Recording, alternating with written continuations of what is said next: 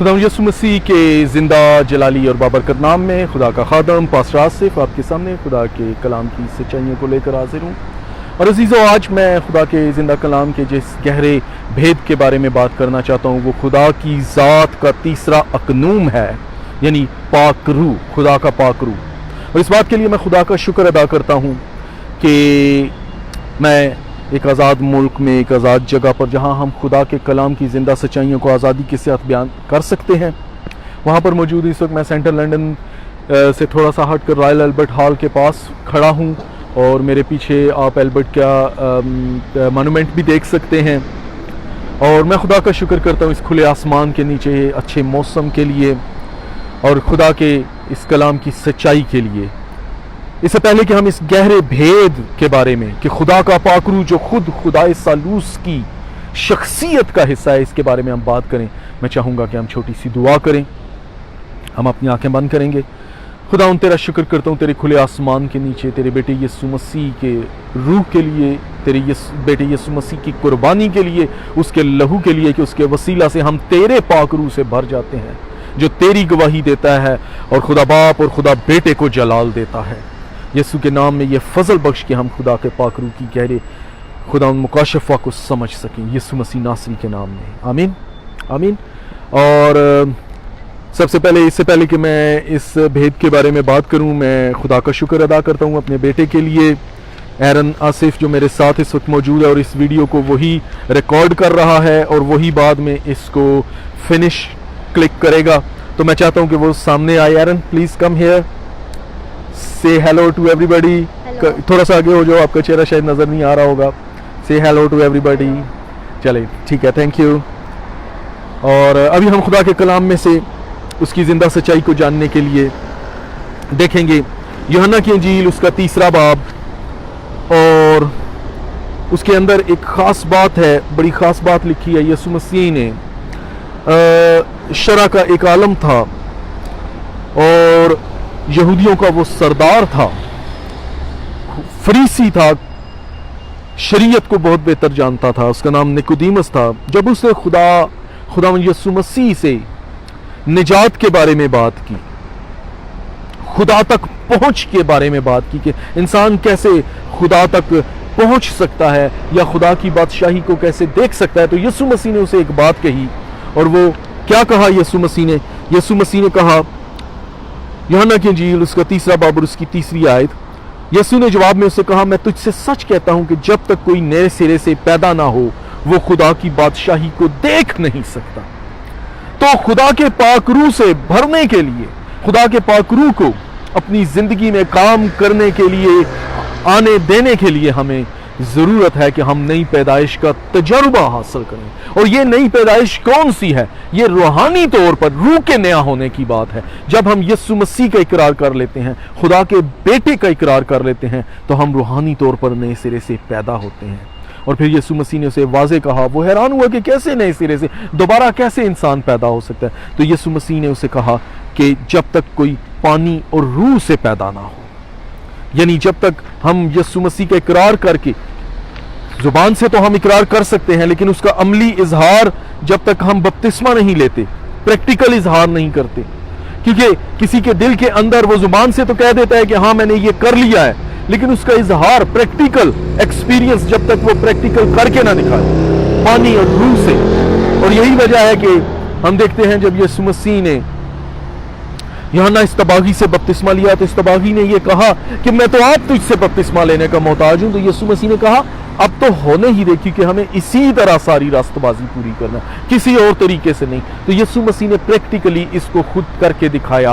और फिर जब हम खुदावंद यीशु मसीह का इकरार करते हैं, प्रैक्टिकली उसकी खिदमत के अंदर शामिल होते हैं, तो फिर हम खुदा के पाक रूह से भर जाते हैं।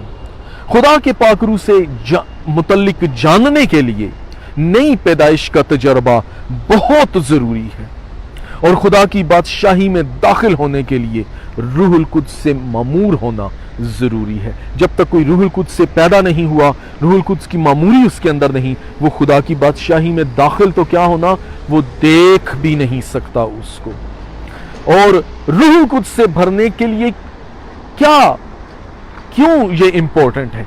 اس لیے کہ روح القدس ہمیں یسوع مسیح کی خصوصیات سے آگاہی کرتا ہے، ہمارے اندر اس کی خصوصیات پیدا کرتا ہے، اور جب تک ہمارے اندر یسوع مسیح کی خصوصیات پیدا نہیں ہوتی ہم خدا کی بادشاہی کے لائق نہیں ٹھہرتے، کیونکہ یسوع مسیح کا یہ دعویٰ ہے کہ وہ راہ اور حق اور زندگی ہے، وہ زندگی ہے، وہ حق ہے، وہ سچائی ہے، اور کلام یہ کہتا ہے کہ جو پاک دل ہے وہ خدا کو دیکھیں گے اور کوئی نہیں دیکھ سکتا۔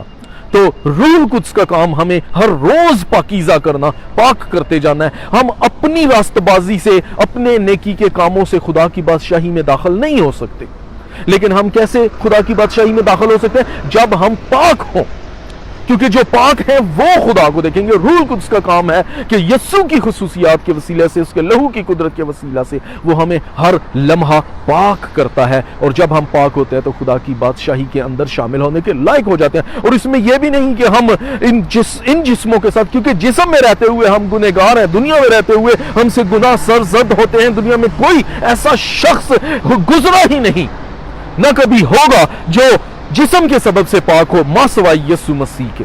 دنیا میں بڑے بڑے نبی، پیغمبر، رسول آئے، وہ بھی جسمانی طور پہ پاک نہیں، کیونکہ جسم فنا ہے، سب فنا ہو گئے، سب مر گئے، صرف یسوع مسیح زندہ ہے۔ اور ہم پولس رسول کے وسیلہ سے جانتے ہیں کہ کلام کا یہ بھید، جب یسوع مسیح نے نکودیمس سے یہ کہا کہ جب تک کوئی خدا کی بادشاہی میں داخل نہیں ہو سکتا، خدا کی بادشاہی کو جب تک کوئی نئے سرے سے پیدا نہیں ہوتا، خدا کی بادشاہی کو دیکھ نہیں سکتا، تو اس بات کو گہرے طور پر پولس نے بیان کیا کہ فنا بقا کی وارث ہو ہی نہیں سکتی۔ وہ کہتے ہیں نہ فنا بقا کی وارث ہو سکتی ہے، خون اور گوشت خدا کی بادشاہی میں داخل نہیں ہو سکتے۔ تو لوگ اس خون اور گوشت کے اندر سمجھتے ہیں کہ ہم راستہ بازی کے کاموں کے وسیلہ سے ہمیشہ کی زندگی کو ون کر لیں گے، تو یہ خام خیالی ہے۔ صرف خدا کا فضل یسوع مسیح کے وسیلہ سے ہمیں اس لائق کرتا ہے۔ خون اور گوشت خدا کی بادشاہی میں داخل نہیں ہوں گے، یہ روح کا کام ہے۔ جب تک کوئی روح سے پیدا نہ ہو وہ خدا کی بادشاہی کو دیکھ نہیں سکتا۔ اور پھر کلام ہمیں بتاتا ہے کہ ہم روح کے وسیلہ سے نئے مخلوق، یہ روحانی پیدائش، یہ نئی پیدائش کا تجربہ ہے۔ لیکن اب ہم روح سے کیسے پیدا ہو سکتے ہیں، روح سے کیسے معمور ہو سکتے ہیں؟ تو اس کے لیے اگر آپ اعمال دوسرے باب کو دیکھیں تو اس کی 38-39 آیت کے اندر لکھا ہے کہ جب تک ہم یسوع مسیح کا اقرار نہ کریں، تو یسوع مسیح کا اقرار کرنے کے لیے ضروری ہے توبہ۔ توبہ کے وسیلہ سے ہم یسوع کا اقرار کر سکتے ہیں، اور جو ہی ہم یسوع کا اقرار کرتے ہیں تو ہم خدا کی بادشاہی کا حصہ ہو جاتے ہیں۔ اور روح القدس سے معموری کا وعدہ خود خداوند یسوع مسیح نے کیا۔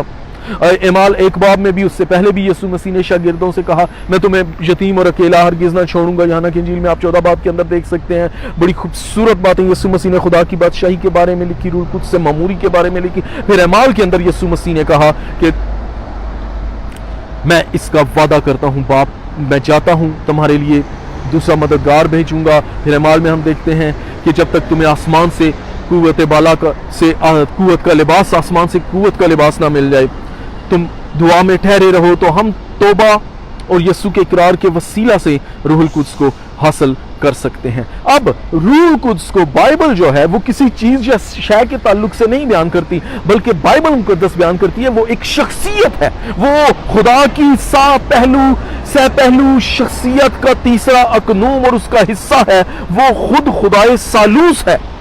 اور روح القدس جو ہے یہ خدا کی وہ قدرت اور وہ قوت ہے جس کے وسیلہ سے زندگی بخشی جاتی ہے۔ روحانی طور پر نئی پیدائش یہ وہی روح القدس ہے۔ اسی روح القدس نے، جب ہم دیکھتے ہیں پیدائش کے اندر کہ خدا نے ساری کائنات کو تخلیق کیا، تو اس نے تمام جانداروں کے اندر، تمام جاندار مخلوقات کے اندر اور انسان کے اندر زندگی کو بخشا۔ خدا ساری کائنات کو تخلیق کرتا ہے اپنے بیٹے کے وسیلہ سے، اور اس کا روح القدس اس کی متحرک قوت ہے۔ یہ بالکل ویسے ہی ہے کہ جیسے سہ پہلو 3 میں 1، کہ جیسے انسان روح، بدن اور جان کا مخفف ہے، ایسے ہی پاک روح، خدا باپ، خدا بیٹے اور خدا باپ، خدا بیٹے اور خدا پاک روح کا امتزاج ہے، وہ ایک ہے۔ He is one۔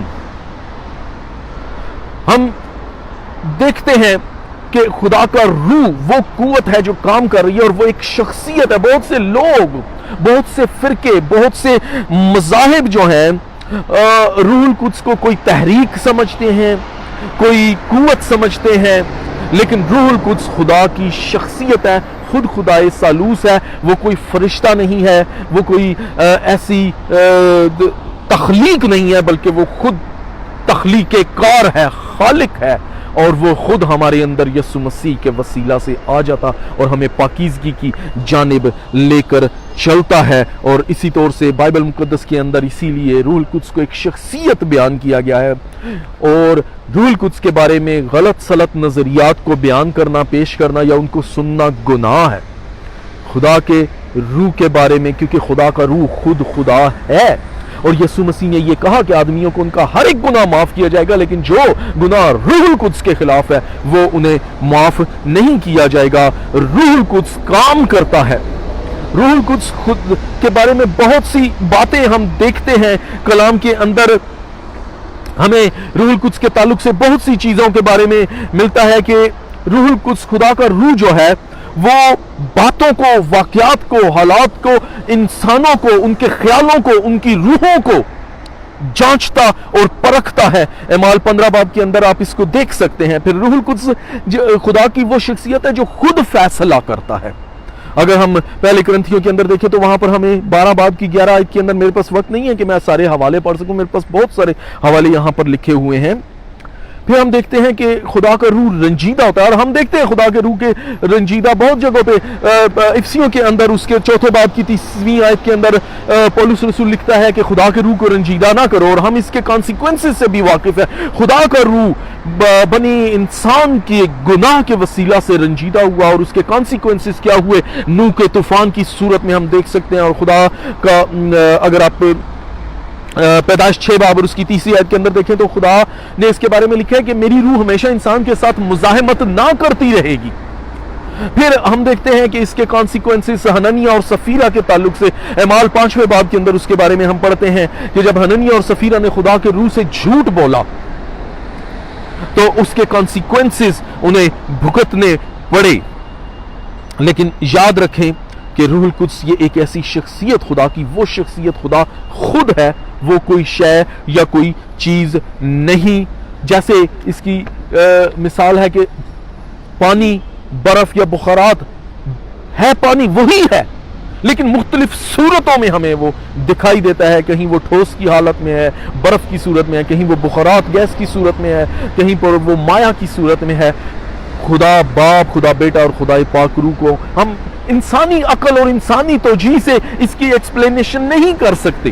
یہ چھوٹی چھوٹی مثالیں، یہ محض ہمارے ذہن کے شکوک اور خیالات کو، یا ایسی غلط تعلیمات جو بچپن سے ہمارے ذہنوں میں ڈال دی جاتی ہیں، ان کے بارے میں تو ہم تھوڑا بہت توجیحات کے طور پر بیان کر سکتے ہیں، لیکن ہم خدا کی ذات کو اور روح القدس کو ہم اپنی عقل سے بیان نہیں کر سکتے۔ لیکن روح القدس کا کام جو ہے کسی بھی ایماندار کے اندر پاکیزگی کو پیدا کرنا، مسیحی خواص کو پیدا کرنا، اور اس بات کو ہمارے اندر پیدا کرنا کہ یسوع مسیح کی الوہیت پر، اس کے کامل خدا ہونے پر، اس کے کفارہ پر ہم ایمان لے آئیں۔ جب کوئی یسوع مسیح پر ایمان لاتا ہے تو اس کے گناہوں کا کفارہ ہو جاتا ہے۔ اس بات کے وسیلہ سے جب کوئی یہ ایمان لاتا ہے کہ یسوع مسیح خدا ثالوث کا وہ حصہ جو انسان کی نجات کے لیے کامل طور پر اس دنیا میں پیدا ہوا، جس پر آدم کے گناہ کا اطلاق نہیں ہوتا تھا، اور وہ کامل کفارہ ہمارے گناہ کے لیے صلیب پر ہوا، کیونکہ خدا نے یہ کہا تھا کہ گناہ کی مزدوری موت ہے، جس دن تو نے کھایا تو مرا۔ اب اس سبب سے موت تمام آدمیوں میں پھیل گئی، آدم کے گناہ کے نتیجہ کے وسیلہ سے، لیکن یسوع مسیح کے کامل کفارہ کے وسیلہ سے، جو گناہ سے واقف نہ تھا، اس کے کفارہ کے وسیلہ سے ہم گناہ سے دھل جاتے، اس گناہ سے، اس جرم سے آزاد ہو جاتے ہیں، اس کا کفارہ ہو جاتا ہے۔ اور پھر ہم اس بات پر ایمان لاتے ہیں کہ یسوع مسیح جی اٹھا، کیونکہ اس نے موت اور گناہ اور قبر پر فتح پائی، اور عالم بالا پر، کبریا پر، خدا کی دائنی طرف چلا گیا۔ اور یہ سارا اقرار روح القدس کے وسیلہ سے ممکن ہے۔ تو بھی جب ہم یہ ایمان لے آتے ہیں تو بھی اس دنیا کے اندر موجود شیطان کی جو قوت ہے، اس کی تاثیریں ہیں، اس کی تعلیمات ہیں، وہ ہم ان کا مقابلہ جسمانی طور پر اپنی عقل، اپنی دانست، اپنے علم سے نہیں کر سکتے، تو اس کے لیے پھر ہمیں روح القدس کی قوت کی ضرورت ہے. تب یہ روح القدس ہمیں اس کے ابلیس کے خلاف قوت دیتا ہے، اور اس دنیا میں رہتے ہوئے شیطان اور اس کی قوتوں کو مغلوب کرنے کے لیے ہمیں روح القدس کی ضرورت ہے. روح القدس کے لیے عبرانی زبان میں جو لفظ استعمال ہوا ہے روح، اور اس کے لیے کمپلیٹ جو لفظ ہے روح حقدش، اس کا مطلب ہے مددگار یا تسلی دینے والا، اور عبرانی میں اگر اس کا صحیح ترجمہ کیا جائے تو اس کا مطلب یہ بھی بنتا ہے خدا کی حضوری. تو خدا روح جو ہے وہ خدا کی حضوری کا مظہر ہے، یہ خدا باپ اور خدا بیٹے کا مظہر ہے، اس کا اظہار ہے، اس کی قوت ہے، اس کی حضوری کا ثبوت ہے. اور یہ باپ اور بیٹے کو جلال دیتا ہے، جیسا باپ بیٹے کو جلال دیتا ہے ایسے روح القدس باپ اور بیٹے دونوں کو جلال دیتا ہے، اور جیسا بیٹا باپ کو جلال دیتا ہے، جیسے یسوع مسیح خدا باپ کو جلال دیتا ہے. وہ ہمیشہ ہم اس کی تعلیمات میں پڑھتے ہیں، وہ کہتا ہے کہ جو میرا باپ کام کرتا ہے میں وہ کرتا ہوں، میں اس لیے آیا ہوں کہ باپ جس نے مجھے بھیجا اس کی مرضی کو پورا کروں. اسی طرح یسوع مسیح کے الفاظ سے ہم دیکھتے ہیں کہ باپ نے سارا کچھ بیٹے کے اختیار میں کر دیا، باپ نے عدالت کا کام اپنے بیٹے کے اختیار میں کر دیا، سب کچھ اس کے. پھر ہم دیکھتے ہیں کہ خطوط کے اندر لکھا ہے کہ باپ نے سارا کچھ اس کے پاؤں کے نیچے کر دیا، وہ عالم بالا پر کبریا سے بھی بلند مقام پر جا بیٹھا. تو یہ سارا کچھ روح القدس کے وسیلہ سے ممکن ہے. پھر ہم دیکھتے ہیں کہ خدا پاک روح جو ہے باپ اور بیٹے کے ساتھ کائنات کی ساری تخلیق میں بھی ہمیں دکھائی دیتا ہے. اگر پیدائش پہلی ایک باب کی دوسری آیت میں دیکھیں تو تخلیق کے حصے میں جو کچھ ہم دیکھتے ہیں، جو کچھ تخلیق کے اندر ہوتا ہے، میں یہ حوالہ پڑھنا چاہتا ہوں، یہ پہلے ہی باب کے اندر ہے. خدا نے ابتدا میں زمین و آسمان کو پیدا کیا، اور زمین ویران اور سنسان تھی اور گہراؤ کے اوپر اندھیرا تھا، اور خدا کی روح پانی کی سطح پر جنبش کرتی تھی، یعنی کام کرتی تھی، ایکٹیو تھی، تخلیق کر رہی تھی. پھر ہم ایوب اس کے 26 باب کے اندر دیکھتے ہیں، میں آپ کے سامنے پڑھنا چاہوں گا ایوب اس کا 26 باب اور اس کی 13 آیت کے اندر لکھا ہے کہ اس کے دم سے آسمان آراستہ ہوتا ہے، اس کے ہاتھ نے تیز رو سانپ کو چھیدا. اس کے دم سے آسمان آراستہ ہوتا ہے، اور یہ دم کیا ہے؟ یہ خدا کا روح ہے. کیونکہ اگر آپ یوحنا کی انجیل ہی کو دیکھیں تو ابتدا میں کلام تھا، کلام دم ہے، کلام خدا کے منہ کا دم ہے، اور کلام کے وسیلہ سے سارا کچھ تخلیق ہوتا ہے. اس کے منہ کے دم سے ابتدا میں کلام تھا، کلام خدا کے ساتھ تھا، اور کلام خدا تھا، اور ابتدا میں یہی خدا کے ساتھ، اور سب کچھ اس کے وسیلہ سے پیدا ہوا. دنیا میں جو کچھ بھی پیدا ہوا ہے اس میں سے کچھ بھی ایسا نہیں جو اس کے بغیر پیدا ہوا ہو، یعنی سب کچھ پیدا کرنے والا. پھر ہم دیکھتے ہیں کہ پاک روح تخلیق کے کاموں میں اس کے ساتھ ہے. پھر ہم پیدائشی میں دیکھتے ہیں اس کے پہلے ہی باب میں کہ تمام مخلوقات کے اندر وہ زندگی کا دم پھونکنے کا وسیلہ ٹھہرا، اس کے وسیلہ سے زندگی پیدا ہوتی ہے. یہی وجہ ہے کہ یسوع مسیح نے نیقودیمس سے کہا کہ جب تک کوئی روح اور پانی سے پیدا نہ ہو وہ خدا کی بادشاہی کو دیکھ نہیں سکتا. پھر ہم زبور 104 اور اس کی 29 آیت میں بھی اسی بات کی تصدیق دیکھتے ہیں. پھر ہم دیکھتے ہیں کہ خدا کا روح انسان کی زندگی میں کام کرتا ہے. ہم پرانے عہد نامے میں دیکھتے ہیں کہ نبیوں کے اندر، قاضیوں کے اندر، سورماؤں کے اندر خدا کا روح متحرک ہے. ہم دیکھتے ہیں کہ نئے عہد نامے کے اندر خدا کا روح کس طور سے نبیوں کے وسیلہ سے کام کر رہا ہے. اعمال کے اندر ہمیں اس کا ثبوت ملتا ہے کہ کس طور سے کلیسیا کی ترقی روح القدس کے وسیلہ سے ہوتی ہے، اور پھر کس طور سے روح القدس کا نزول ہوتا ہے، اور کس طرح ہزاروں اور سینکڑوں کی تعداد، طرح طرح کے زبانیں بولنے والے لوگ، مختلف ملکوں کے لوگ، مختلف کلچر اور تہذیبوں کے لوگ یسوع مسیح کو جانتے، اور اس کے یہ سارا روح القدس کا کام ہے. پھر ہم دیکھتے ہیں کہ پیدائش 6 باب کے اندر ابھی ہم نے دیکھا کہ طوفان نوح کے وقت خدا کی روح انسان کے ساتھ مزاحمت کرتی ہے. پھر خدا کا روح ہمیں آئندہ کی باتیں بتاتا ہے، نبوت کے بارے میں بتاتا ہے. یرمیہ، سیموئیل اور حزقیل کے اندر آپ اس کے بارے میں دیکھ سکتے ہیں. اور پھر سب سے بڑھ کر کے خدا کے پاک روح کے وعدہ، اس کے نازل ہونے کا وعدہ ہمیں پرانے عہد نامے میں بھی ملتا ہے، اور نئے عہد نامے میں بھی خود یسوع مسیح نے بھی اس کا وعدہ کیا. اور پھر خاص طور سے حزقیل 36 باب اور اس کی 27 آیت کے اندر ہم اس بات کو دیکھ سکتے ہیں.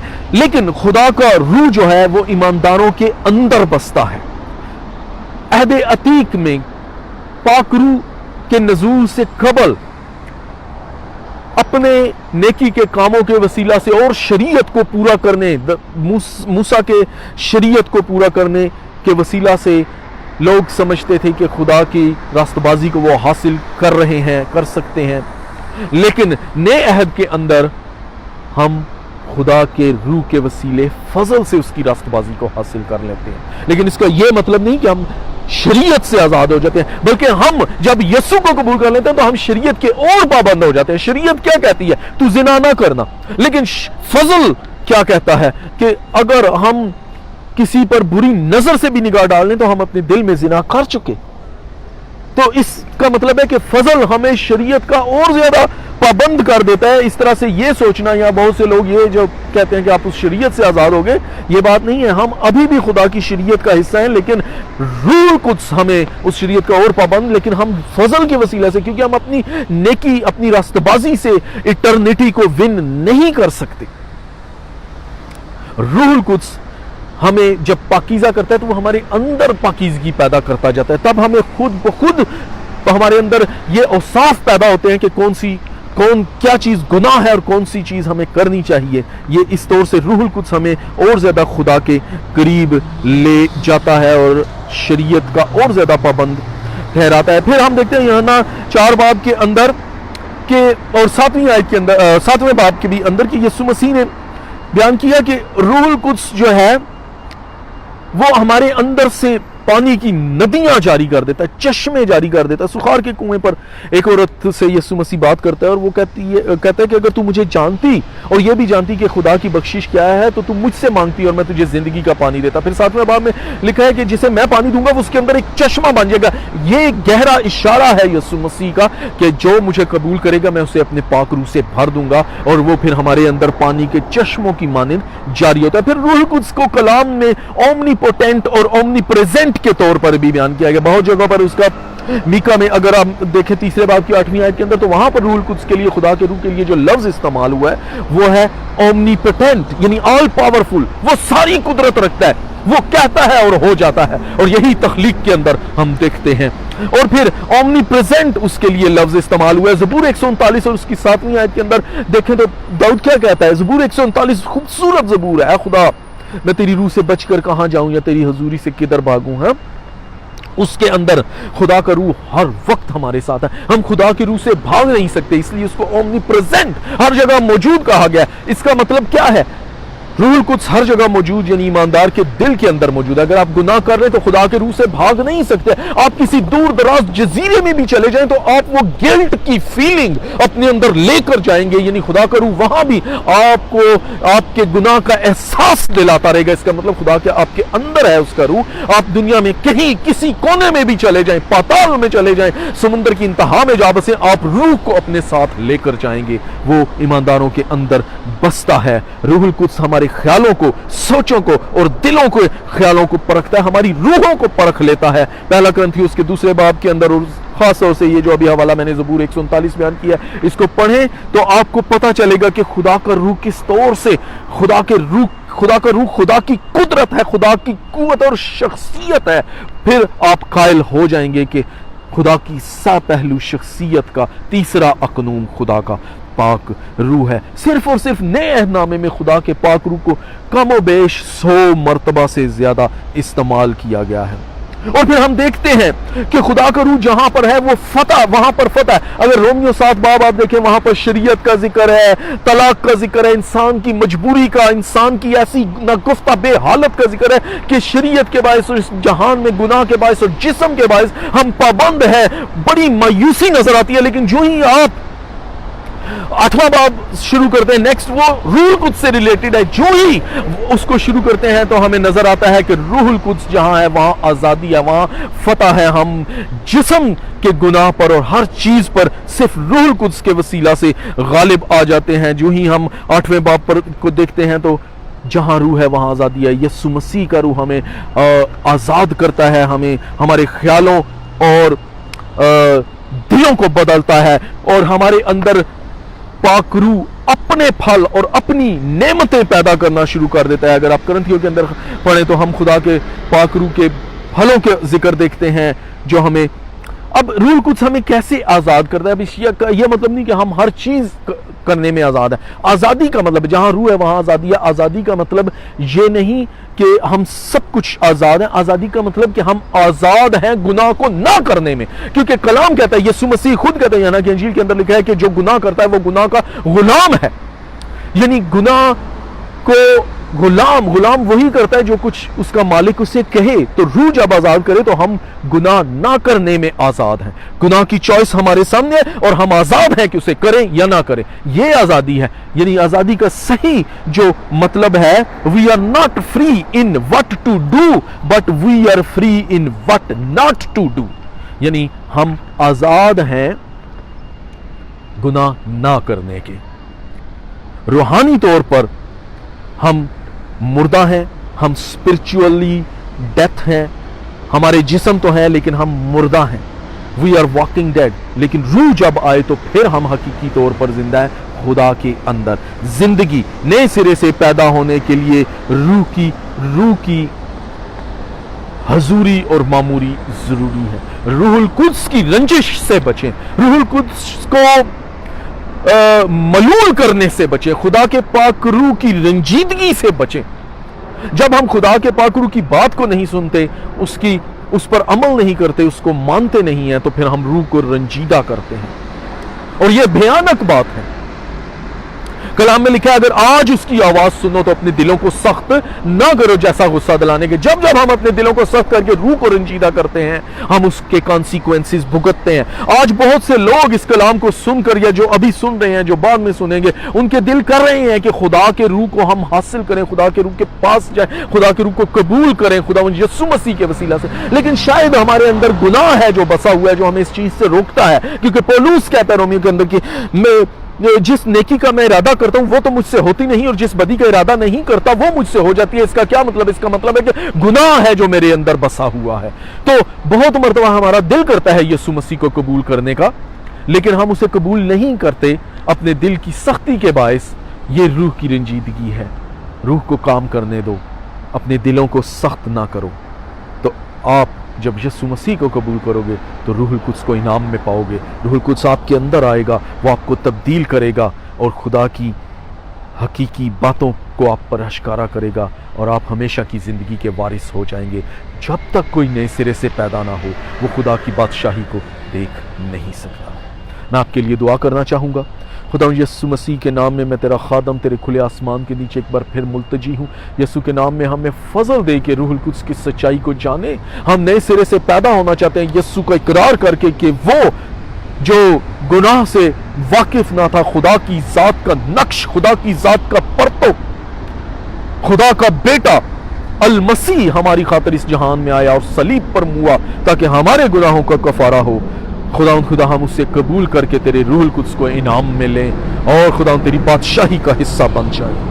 فضل دے یسوع مسیح ناصری کے نام میں، آمین آمین. Thank you. بہت جلد ایک اور کلام آپ کے سامنے لے کر حاضر ہوں گا. تب تک کے لیے آپ میرے لیے بھی دعا کیجیے گا اور میں آپ لوگوں کے لیے دعا کروں گا. Thank you. God bless you.